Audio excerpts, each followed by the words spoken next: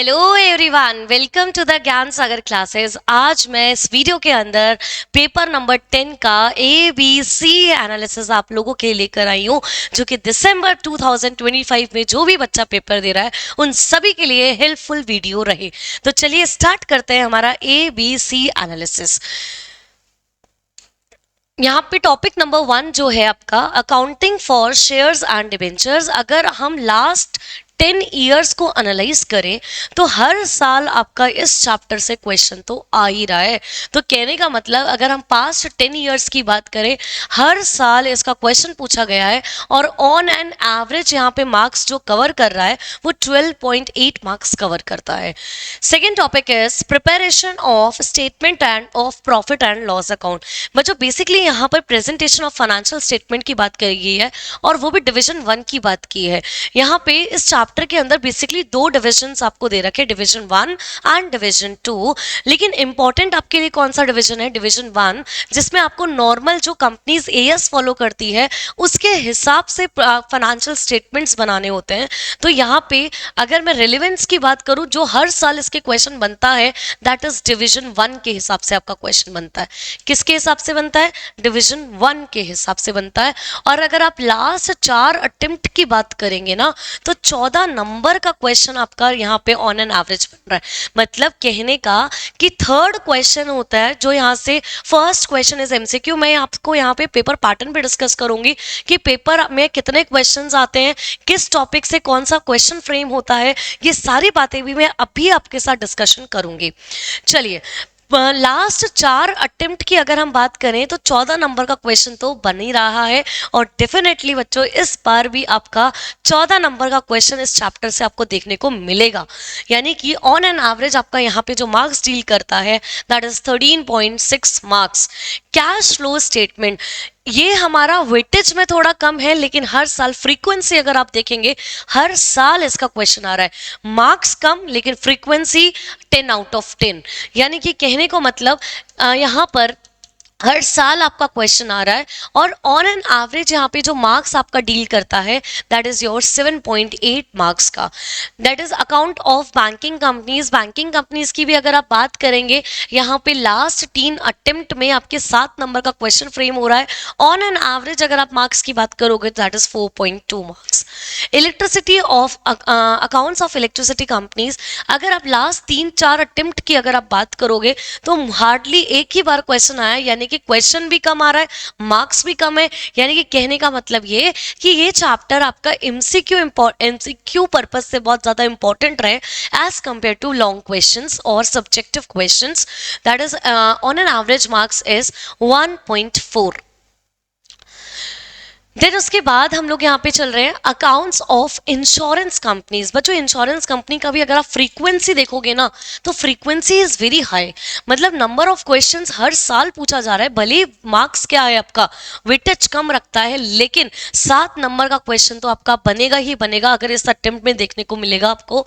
तो यानी कि आपको इंश्योरेंस कंपनी भी जब आप तैयारी कर रहे हैं अपनी, तो इंश्योरेंस कंपनी को भी स्किप नहीं करना है क्योंकि हर साल इसका क्वेश्चन देखने को मिला है और ऑन एन एवरेज आपका 5.8 मार्क्स का यहाँ पर कवर कर रहा है।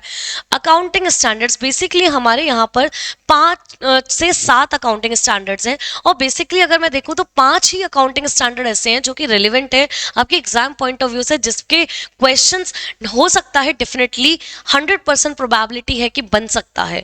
तो देखेंगे अपन अकाउंटिंग स्टैंडर्ड्स में से कौन से ऐसे अकाउंटिंग स्टैंडर्ड्स हैं जिसमें से डेफिनेटली आपका क्वेश्चन बनेगा ही बनेगा। ऑन एन एवरेज यहाँ पे मार्क्स जो कवर करता है 4.0।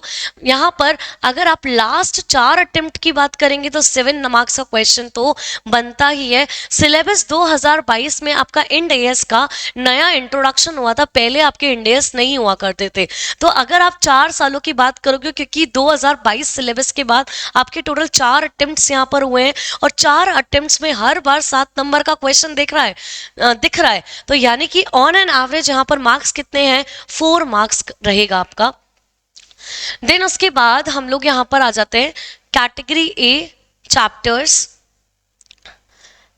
ए chapters preparation of finance statement of profit and loss account मैंने अभी अभी आपके साथ डिस्कस किया. Frequency is 10 out of 10 and on an average marks is 13.6. यानी कि अब पूरा फ्रीक्वेंसी के साथ यहाँ पे समराइज कर दिया गया है एवरेज मार्क्स को. Accounting for shares and debentures, यहाँ पे अगर मैं थोड़ा सा और आपको बाइफरकेट करूँ, प्रेजेंटेशन ऑफ फाइनेंशियल स्टेटमेंट्स और सेकेंड चैप्टर की, मुझे सेकेंड चैप्टर को पढ़ने में अगर आप नंबर ऑफ आवर्स लगाएंगे as compare to presentation of financial statement में, वो आपके क्या होंगे, बहुत ज़्यादा होंगे. और यहाँ पे जो वेटेज पूछी जा रही है ऑब्वियसली बात है प्रेजेंटेशन की ज़्यादा है, क्योंकि 14 नंबर का क्वेश्चन आपको यहाँ पर देखने को मिलेगा ही मिलेगा. तो कम टाइम में आप 50 में से 14 नंबर आराम से कवर कर सकते हो एक चैप्टर पढ़कर. तो देखिए कितना इंपॉर्टेंट है ये चैप्टर आप सबके लिए. Accounting for shares and debentures, यहाँ पे ऑन एन एवरेज मार्क्स 12.8 था और फ्रीक्वेंसी भी आपकी क्या है, 10 आउट ऑफ 10. उसके बाद आ जाते हैं कैश फ्लो स्टेटमेंट पे. कैश फ्लो स्टेटमेंट में भी फ्रीक्वेंसी ही 10 आउट ऑफ 10 है और 7 मार्क्स का क्वेश्चन आपको यहाँ पर देखने को मिलेगा. देन उसके बाद हम लोग यहाँ पर आ जाते हैं accounts of insurance companies. Accounts of insurance company में फ्रीक्वेंसी आपकी कितनी है, टोटल 9 आउट ऑफ 10 है. यानी कि हर बार क्वेश्चन देखने को आपको मिलेगा ही मिलेगा. और इस बार भी मुझे उम्मीद है कि इंश्योरेंस कंपनी और बैंकिंग कंपनी से दोनों का कंबाइंड क्वेश्चन 14 नंबर को आपको देखने को डेफिनेटली मिलना चाहिए. उसके बाद आ जाते हैं हम लोग यहाँ पर लास्ट कैटेगरी सी चैप्टर्स पे. कैटेगरी सी चैप्टर्स में आपका बैंकिंग कंपनीज ने जरूर यहाँ पे हमने कैटेगरी सी में रखा है because of the frequency, but because of the marks, but frequency is high, so हम लोग इस चैप्टर को भी स्किप नहीं करेंगे. कैटेगरी सी चैप्टर जरूर है बट हम इस चैप्टर को भी स्किप नहीं करेंगे. अभी मैं आपको पेपर पैटर्न पे डिस्कस करूंगी, तब आपको बताऊंगी बैंकिंग चैप्टर इतना इंपॉर्टेंट रोल प्ले करेगा आपके एग्जाम में. तो चलिए, frequency is 8 out of 10. Accounting standards. Accounting standards frequency is 6 out of 10 and on an average marks is 4. And accounts of electricity company on an frequency आपकी कितनी है, 3 out of 10 है and on an average marks is 14. बच्चों यहाँ पर अगर मैं आपको थोड़ा सा और अकाउंटिंग स्टैंडर्ड्स के बारे में थोड़ा सा डिस्कशन करूँ तो बेसिकली 6-7 अकाउंटिंग स्टैंडर्ड्स हैं हमारे, लेकिन हमें कौन सा ज़्यादा पढ़ना है और किस बेसिस पे पढ़ना है. सबसे पहले ऐसे कौन से इंडेक्स उठाए जिसमें से डेफिनेटली क्वेश्चन पूछेगा ही पूछेगा. तो आइए मैं बताती हूँ आपको कौन कौन से इंडेक्स आपको फर्स्ट प्रायोरिटी पे करने हैं. एक है आपका इंडेक्स 33, एक है आपका इंडेक्स 2, एक है आपका इंडेक्स 19, देन इंडेक्स 10. ये इंडेक्स आपको बिल्कुल भी स्किप नहीं करने हैं, बिल्कुल स्किप नहीं करना है बच्चों. इसमें से प्रैक्टिकल क्वेश्चन आपको देखने को मिलेगा और इतना इजी है. हम लोगों ने क्लास में बहुत इन डिटेल पढ़ाई करी है इन सब चीज़ों की. स्टडी मैट, पास्ट ईयर के questions, everything we have covered in the class, so it's very easy to grab the marks. Then अब मैं आपको लेके चल रही हूँ पेपर पैटर्न पे. तो आपका पेपर पैटर्न क्या रहने वाला है, यहाँ पर पेपर पैटर्न आपका रहेगा, देखिए बेसिकली आपका क्वेश्चन नंबर 1 जो रहने वाला है, question number 1 is of, question number 1 आपका रहेगा एमसीक्यू, जो कि आपके एग्जाम में 30 मार्क्स का वेटेज रखेगा. एमसीक्यू रहेगा, 30 मार्क्स का आपका वेटेज रखेगा, जिसमें आपके कॉम्बिनेशन क्वेश्चन होंगे ऑडिटिंग के भी और अकाउंट्स के भी. बट अगर हम लोग लास्ट 2-3 अटेम्प्ट्स की बात करें, ऑडिट के क्वेश्चंस एमसीक्यू में ज़्यादा पूछे जा रहे हैं as compare to corporate accounting, क्योंकि कॉर्पोरेट अकाउंटिंग के जो नंबर ऑफ क्वेश्चंस है सब्जेक्टिव में वो बढ़ गए, तो एमसीक्यू क्या हो गए, यहाँ पर डिक्रीज हो गए हैं. तो आपको 4 से 5 एमसीक्यू देखने को मिलेंगे कॉर्पोरेट अकाउंटिंग के अंदर out of 15 MCQs. Question number 2 में, क्वेश्चन नंबर 2 से आपका यहाँ पे सब्जेक्टिव स्टार्ट होता है. Question number 2, question number 3, question number 4, question number 5, बाकी के 6, 7, 8 आपके क्या रहते हैं, ऑडिटिंग के रहते हैं. क्वेश्चन नंबर टू आपका इशू एंड डिबेंचर से डील करेगा, यानी कि मॉड्यूल नंबर 1। मॉड्यूल नंबर 1 में जैसे आपका underwriting, redemption of preference share, bonus, buyback, issue of shares and forfeiture of shares, ये सारे टॉपिक ही बच्चों आपके इंपॉर्टेंट हैं। Right shares, sweat equity shares, ESOP, ये सारे टॉपिक्स आपको क्वेश्चन नंबर 2 में देखने को मिल सकते हैं। कोई भी रेंडमली टॉपिक हम चूज करके इनके 7-7 नंबर के आपके 2 क्वेश्चंस आते हैं, टाइप ए पार्ट और बी पार्ट, जो कि आपके 7 मार्क्स का होगा और यहाँ पर भी 7 मार्क्स का आपका रहने वाला है। तो कहने का मतलब ये, क्वेश्चन नंबर 2 में आपका मॉड्यूल 1 जो रहेगा, जैसे accounting of shares and debenture, उसका ही क्वेश्चन आपका देखने को मिलेगा। क्वेश्चन नंबर 3 जो आपको देखने को मिलेगा वो है आपका presentation of financial statement. Definitely question number 3 आपका मॉड्यूल 2 से रहने वाला है, जो कि 14 नंबर का क्वेश्चन रहेगा आपका। और बच्चों, जब भी बड़े क्वेश्चन पूछे जाते हैं ना, तो वो या तो आपके पास्ट ईयर से होते हैं या आपकी स्टडी मैथ से होते हैं। कुछ एक आध एडजस्टमेंट हो सकती है, थोड़ी सी चेंज हो, अदरवाइज पूरा क्वेश्चन आपका सेम रहता है। अगर आपने 2 से 3 बार अगर इसकी प्रैक्टिस करी होती है ना, तो आराम से इन क्वेश्चंस को करना बहुत आसान होता है और 14 नंबर को लेना इतना ज़्यादा आसान हो जाता है। उसके बाद क्वेश्चन नंबर 4 आपको देखने को मिलेगा combination question of banking and insurance. बच्चों, इलेक्ट्रिसिटी कंपनी नहीं आता है बड़ा क्वेश्चन। अगर आप बैंकिंग की बात करेंगे तो बैंकिंग में कौन सा टॉपिक इंपॉर्टेंट है? एक तो रिबेट है आपका, इंटरेस्ट इनकम रिकॉग्निशन है, जो कि हमने क्लास में बहुत ज़्यादा इन डिटेल पढ़ा है।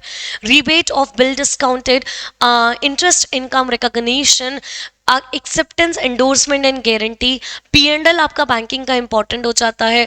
और उसके बाद बाकी पूरा बैंकिंग तो आपको पढ़ना ही है। ये कुछ कुछ टॉपिक हैं जो हमने इंपॉर्टेंट कैटेगरी में डाल रखे हैं। उसके बाद आ जाता है आपका insurance company. Again, life insurance आपका as compare to general insurance is very important, जिसके अंदर आपको लाइफ इंश्योरेंस फंड निकालना होता है। उसके बाद हमारा वैल्यूएशन बैलेंस शीट हो गया। ये सारी चीज़ें आपके लिए बहुत इंपॉर्टेंट रोल प्ले करेंगी और आपको दोनों चैप्टर्स को मिला के कॉम्बिनेशन क्वेश्चन में टोटल 14 नंबर का क्वेश्चन आपको देखने को मिलेगा, जो कि आपका क्वेश्चन नंबर 4 रहेगा। क्वेश्चन नंबर 2 आपका module 1, question number 2 is module 2, that is presentation of financial statement, जिसके अंदर आपको P&L और बैलेंस शीट बनाना है। क्वेश्चन नंबर 4 में आपको बैंकिंग और इंश्योरेंस का कॉम्बिनेशन क्वेश्चन मिलेगा। Question number 5 is of end S. Question number 5 में आपके 2 पार्ट्स होंगे। पार्ट ए आपका इंड एस होगा और पार्ट बी आपका कैश फ्लो स्टेटमेंट रहने वाला है, जो कि 7 नंबर का। अभी मैंने आपको डिस्कस किया कि हर साल फ्रीक्वेंसी कैश फ्लो स्टेटमेंट की, यानी कि हर साल क्वेश्चन आ रहा है, वो भी 7 नंबर का आता है, और जो कि आपको 5th क्वेश्चन का बी पार्ट देखने को मिल सकता है। तो इसी के साथ हमारा एबीसी एनालिसिस पूरा हुआ। तो आज की वीडियो में बस इतना ही। So thank you so much and all the best for the exams. Hello students, welcome Saga classes. आज इस वीडियो पर हम आपके लिए एबीसी एनालिसिस जो रेलेवेंट है अभी दिसंबर 25 के लिए में इंटर स्टूडेंट्स के लिए, इस वीडियो के अंदर हम एबीसी एनालिसिस कवर का जो आपका सी में पेपर नंबर 10 है, कॉर्पोरेट एंड ऑडिटिंग, राइट। ये सब्जेक्ट जो है बेसिकली ये 2 पार्ट्स में डिवाइड होता है। 50 मार्क्स हमारे अकाउंटिंग वाले पोर्शन, मार्क्स जो है वो ऑडिटिंग वाले पोर्शन, राइट। अब ये जो सब्जेक्ट है वैसे बहुत स्कोरिंग है स्टूडेंट्स के लिए, जिनको लगता है कि मेरा प्रैक्टिकल साउंड नहीं के बेसिस पे पास हो सकते हैं, जिनको लगता है कि नहीं थ्योरी अच्छा नहीं, प्रैक्टिकल बेसिस पे सब्जेक्ट। और एक्चुअल में ट्रस्ट में अच्छे मार्क्स आते भी, आपको थोड़ा सा वर्क और बहुत अच्छे नंबर आप स्कोर कर। ये वो सब्जेक्ट जो आपको आपका एग्री, राइट। तो आज हम लोग इस वीडियो ABC 3 कैटेगरीज में एनालिसिस करने वाले हैं कि ये एनालिसिस करने का आप कोई पर्टिकुलर क्वेश्चन इसमें से छोड़ के आने वाले, ये क्वेश्चन तो आना ही चाहिए कि कैटेगरी ए जो है वो most important category, frequently repeat past years past attempt करते हैं। तो पार्ट बी है हमारा, बी कैटेगरी, इसके अंदर वो टॉपिक्स रहेंगे कम इंपॉर्टेंट है, बट डजंट मीन कि बिल्कुल ही। पार्ट सी जो आता है, जो सी कैटेगरी यहाँ पे एनालाइज करेंगे, एकदम लेस मार्क्स वाले चैप्टर्स उसमें कवर। अगेन इसका मतलब कैटेगरी छोड़ के, राइट, हमें क्या करना है, हमें थोड़ा सा प्लानिंग करना है, स्मार्टली पढ़ना है। कैटेगरी ए के चैप्टर्स को 3-4 बार रिवाइज करके जाना है। मेरे हिसाब से अभी तक आप लोगों के मॉक टेस्ट हो चुके हैं, टेस्ट हो गए, बार हम लोगों के टेस्ट हो चुके हैं। अकॉर्डिंग टू मी आपने अभी तक कम से कम 2 क्वेश्चंस एनी जिन्हें कंप्लीट करी, तो ये भी मेक श्योर कर लो आप कि एटलीस्ट आप 1 से 2 और इस पर्टिकुलर सब्जेक्ट कवर कर, राइट। अच्छा, फिर ये हम लोग ये डिस्कस कर रहे थे कि कैटेगरी ए जो है मोस्ट इम्पॉर्टेंट चैप्टर्स की है, तो से ज्यादा नंबर ऑफ टाइम्स रिवाइज करना। कैटेगरी आप थोड़ा कम टाइम देवो। कैटेगरी सी जो है उसके चैप्टर्स ऐसे हैं जिनको आप एक बार भी पढ़ लो, इट्स मोर देन इनफ। मैं ये नहीं कह रही हूँ कि छोड़ के, ठीक है। अच्छा, चलिए स्टार्ट करते हैं फिर एबीसी एनालिसिस। इस वीडियो के अंदर हम लोग एक चीज और कवर करने वाले हैं, तो आप सब लोग वीडियो के एंड तक बने रहिएगा, बिकॉज हम लोग जो प्रिडिक्शंस करेंगे, मतलब मेरे अकॉर्डिंग लास्ट कुछ अटेम्प्ट्स को देख, इस पर्टिकुलर अटेम्प्ट के अंदर जो हमारा ऑडिटिंग वाला पोर्शन है, क्वेश्चंस पूछे जा चुके हैं और कहाँ से पूछे जा सकते हैं, हम लोग इस वीडियो में कवर करेंगे, ठीक है। तो एंड तक लेटर पार्ट में। Now, coming on to this portion, यहाँ पे हम सिर्फ ऑडिटिंग वाला जो है वो आप लोगों के साथ डिस्कस कर रहे हैं। देखो, इसमें ए सेक्शन ए पूरा ऑडिटिंग, सेक्शन एक अकाउंटिंग रहेगा, बी जो है ऑडिटिंग के बारे में है, फाइन। बी के अंदर सबसे पहले एक चीज आप लोग नोटिस करो, 6A 6B, ये नेचर ऑफ ऑडिटिंग जो एकदम हम लोग बेसिक्स पढ़ते हैं, ऑडिटिंग के ऑब्जेक्टिव्स, इंपॉर्टेंस है, सिग्निफिकेंस है, अलग अलग टाइप्स की ऑडिट्स है, वो सारी हम जिसमें देखो। अगर रेलेवेंस की मैं बात करूं, ये तो हमारे टोटल मार्क्स हैं और ये हम एवरेज, राइट। अब आप देखो कि एवरेज तो बहुत कम आ रहा है इसका, और पिछले कुछ अटेम्प्ट्स के अंदर चैप्टर से कोई क्वेश्चन पूछा ही नहीं जा रहा है, फाइन। तो फिर उस हिसाब से हमें समझ में आता है कि इस कैटेगरी सी में।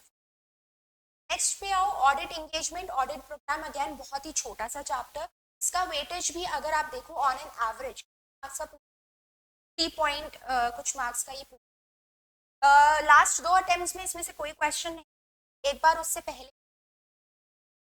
तो ठीक है, इसको भी हम लोग लेस इंपॉर्टेंट चल सकते।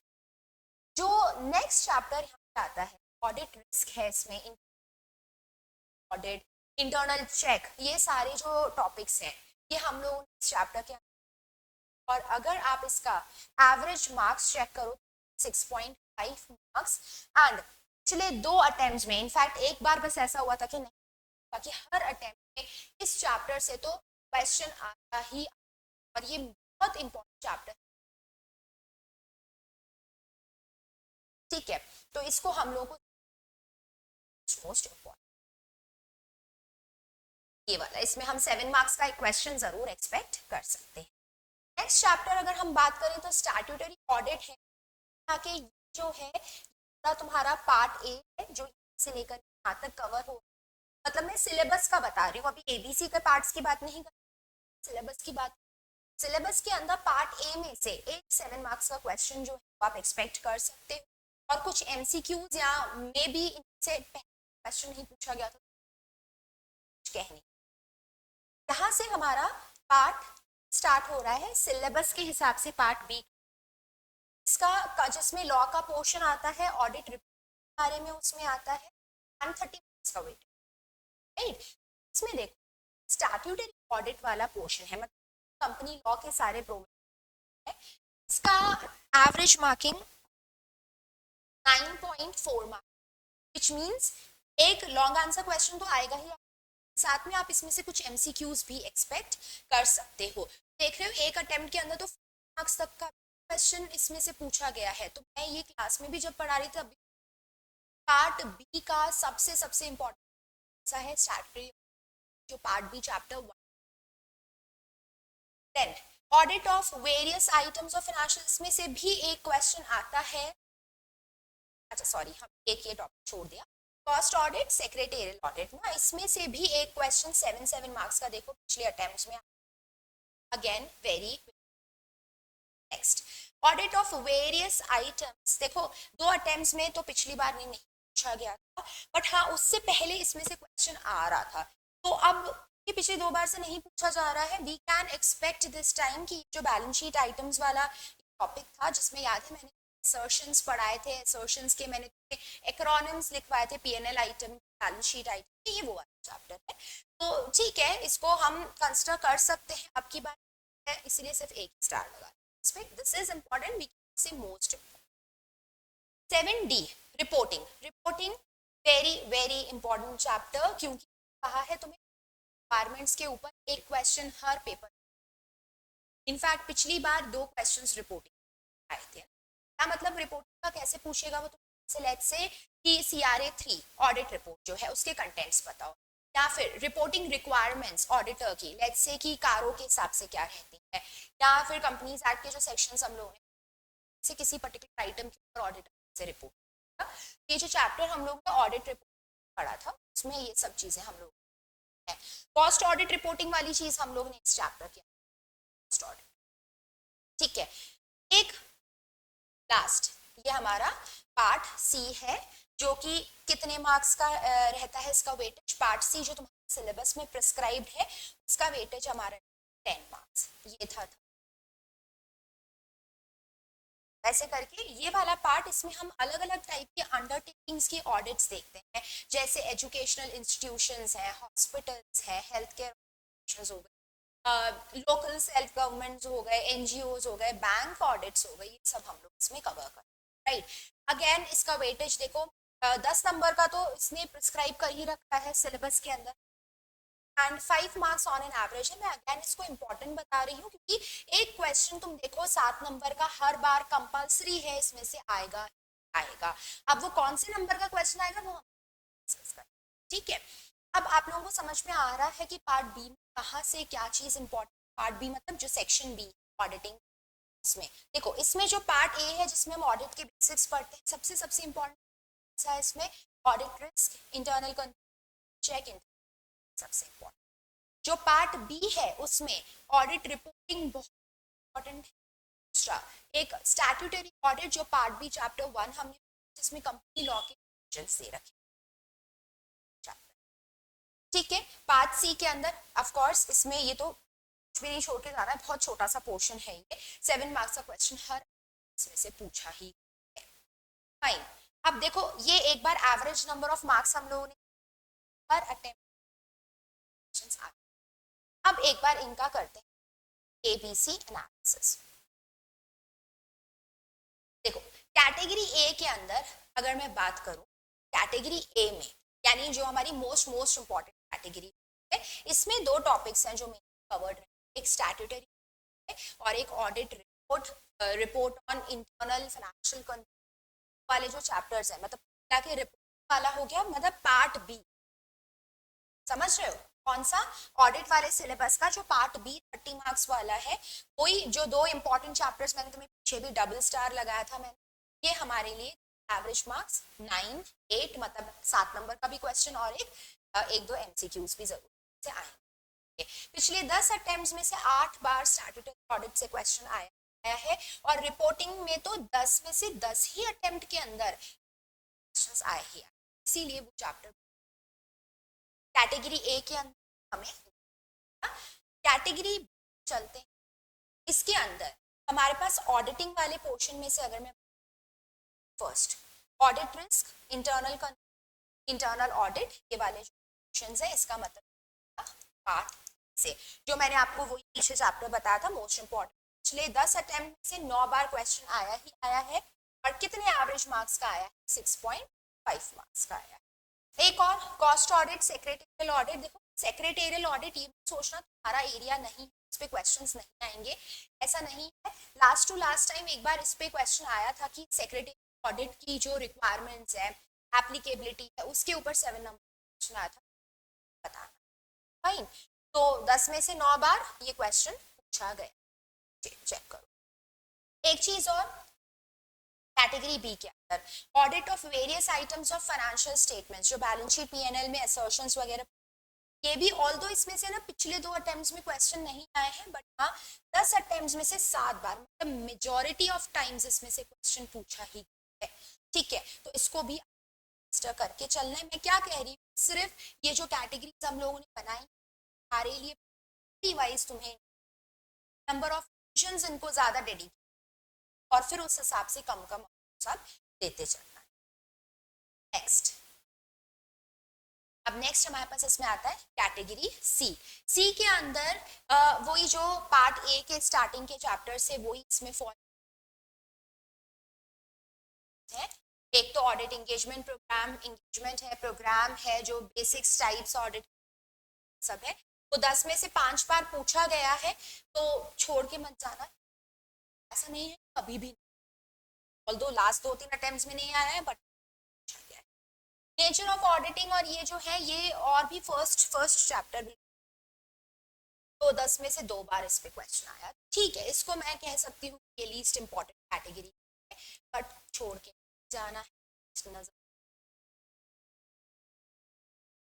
फाइन, विद दिस हम लोगों ने इनका एक बार एबीसी एनालिसिस तो पूरा चेक कर, कौन सा कैटेगरी सबसे इंपॉर्टेंट है, कौन सा सेकेंड। अब एक बार हम लोग पास्ट अटेम्प्ट्स के पेपर्स को स्टडी करके ये कंक्लूजन्स मैंने निकाले। देखो एमसीक्यूज जो है अकाउंट से ज्यादा ऑडिटिंग पूछे जाते हैं, ये बात हमारे लिए एक वहां पे वो स्कोरिंग हो, ठीक है। दूसरी चीज, हमारे पास जो क्वेश्चंस पूछे जाते हैं उसमें जो लास्ट के 3 क्वेश्चंस है, मतलब क्वेश्चन नंबर 6, 7 एंड 8, दोनों में, इन तीनों क्वेश्चंस में 2 पार्ट्स आते हैं, सारे क्वेश्चंस हमारे से पूछे। ओके, तो मैं आपको इसमें इसका बताती हूँ कि क्या क्या पेयर क्वेश्चंस एक्सपेक्टेड है। क्वेश्चन 6 का ए, ऐसे ही question number 7 A and B auditing से आते हैं, एंड क्वेश्चन नंबर 8 का भी A and B, again 7 marks each रहते हैं सारे क्वेश्चंस हमारे, ठीक है। अब मैं आपको बता, क्वेश्चन 6 का जो ए है ये मोस्ट प्रोबेबली पार्ट ए से पूछा जाता है, ठीक है। कहाँ से पूछा जाता है, पार्ट ए, जो हमने हमारे सिलेबस का पार्ट है उसकी बात कर रहे हैं। इसमें हम बेसिक्स पढ़ते हैं, ऑडिटिंग का प्रोसीजर है, प्लानिंग, ऑडिट के जैसे इंटरनल ऑडिट हो गया, रिस्क वगैरह हो गया, सब हम।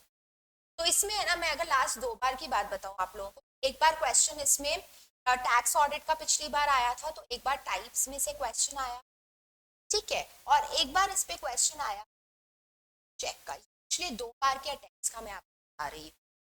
वापस अब तुम समझ सकते हो, वापस वही चैप्टर आ गया जो most important, check audit risk वाला, ठीक है। क्वेश्चन नंबर 6 का जो बी है, इसमें अगेन क्वेश्चन जो पूछा जाता है पार्ट से पूछा जाता है, और पार्ट बी में भी पिछली बार इस पे रिपोर्टिंग का क्वेश्चन आया, एक बार इस पे सेक्रेटेरियल ऑडिट का क्वेश्चन आया, तो मैं ये लास्ट 2 अटेम्प्ट्स का बता, वापस तुम समझ रहे हो इस चीज को, क्वेश्चंस वही निकल के आ रहे हैं जो हम लोग पीछे अभी एनालिसिस में देखे कि पार्ट बी में से एक तो स्टैट्यूटरी ऑडिटर वाला, एक कॉस्ट ऑडिट, सेक्रेटरी ऑडिट वाला चैप्टर, और एक रिपोर्ट चैप्टर, मोस्ट इंपॉर्टेंट भी उसी से पूछे गए हैं। This is what I predict कि क्वेश्चन 6 का बी जो है वो से ही पूछा जाएगा। ओके, क्वेश्चन नंबर 7 का जो ए है, हमेशा ये जो क्वेश्चन है ना, ये रिपोर्टिंग से आता है, मतलब वो पार्ट बी ही वापस, ठीक है। लेट्स से वो कॉस्ट ऑडिट की पूछ लेगा आपसे, या फिर ऑडिट रिपोर्टिंग वाले चैप्टर में हम एएस के हिसाब से कैसे, एसएस के हिसाब से कैसे रिपोर्ट, कंपनीज एक्ट के हिसाब से कैसे करना है, कारों के अलग अलग आइटम्स की रिपोर्ट से होती है, के ऊपर ये क्वेश्चन डेफिनेटली आ सकता है। क्वेश्चन नंबर 7 का जो बी नफरा से पूछा जाता है, एनएफआरए जो अथॉरिटी है, नेशनल फाइनेंशियल अथॉरिटी, हमेशा इसी से पूछा जाता है, और इस बार भी यहीं से ही हमेशा क्वेश्चन इसी से ही, क्वेश्चन 7 का, तो मैंने कहा था तुम्हें ये चैप्टर बहुत छोटा चैप्टर है, बट बहुत 7 नंबर तो इसमें से फिक्स है, ठीक है। वापस वही आ गया, देखो part B again, fine. Question number 8 का जो ए है, इसमें पार्ट सी आ, ठीक है। पार्ट सी, क्वेश्चन 8 का जो ए है ये पार्ट सी से पूछा जाएगा। हमेशा यही कहा गया है कि पार्ट सी मतलब इसमें अलग अलग एंटिटीज की ऑडिट्स आती हैं, किसी भी एंटिटी के ऊपर हो सकता है, ऐसे कुछ मोस्ट इंपॉर्टेंट लेस इंपॉर्टेंट नहीं, छोटे छोटे तो एक एक के प्रोसीजर, तो वो प्लीज एक बार कर दे। Part C, always there is a question from part C. Question number 8 का जो बी है ये है पार्ट बी से। पार्ट बी का जो चैप्टर 1 हम लोग अधिकतर बार ये मैंने कंपनी ऑडिटर के बारे में ये क्वेश्चन पूछता है। कंपनी ऑडिटर का मतलब था कि ऑडिटर का जो अपॉइंटमेंट है वो कैसे होगा, तो अपॉइंटमेंट से रिलेटेड सारे सेक्शंस के राइट्स हैं इसके ऊपर कई बार वापस वो बात आ गई। पार्ट बी का chapter 1 very very important. Question 8 का जो है वो इसी से पूछ। तो अब आप लोग ये एक एनालिसिस तो वो किया था कैटेगरी के हिसाब से, एवरेज मार्किंग को, फ्रीक्वेंसी को देख, और एक एनालिसिस हमने और कर लिया यहाँ पे पैटर्न सीएमए लास्ट फ्यू ना। तो ये चीजें हैं जिसमें I am very very sure about question 7 and question 8। इसमें हमेशा ऐसा ही यूजुअली देखा से ही आता है 7 8 का ए पार्ट सी को टाइप की ऑडिट वो पूछेगा, type audit, and part B हमेशा ऑडिट के प्रोविजंस के बारे में, ठीक है। तो आई थिंक अब आपको इस चीज की क्लैरिटी हो, चैप्टर्स पढ़ना छोड़ के नहीं जा सकते हैं, एंड नंबर ऑफ रिविजन्स हमें ज्यादा देने, ये ध्यान रखें। सब्जेक्ट पे कमांड लाने का एक होता है, नंबर ऑफ रिविजन्स इंक्रीज करो, ठीक है। सो आई होप ये वीडियो आप लोगों के लिए बहुत यूजफुल रहा है। कोई भी डाउट्स आप लोग आप कमेंट सेक्शन में प्लेस कर सकते हैं, and wishing all the best to all students जो अभी दिसंबर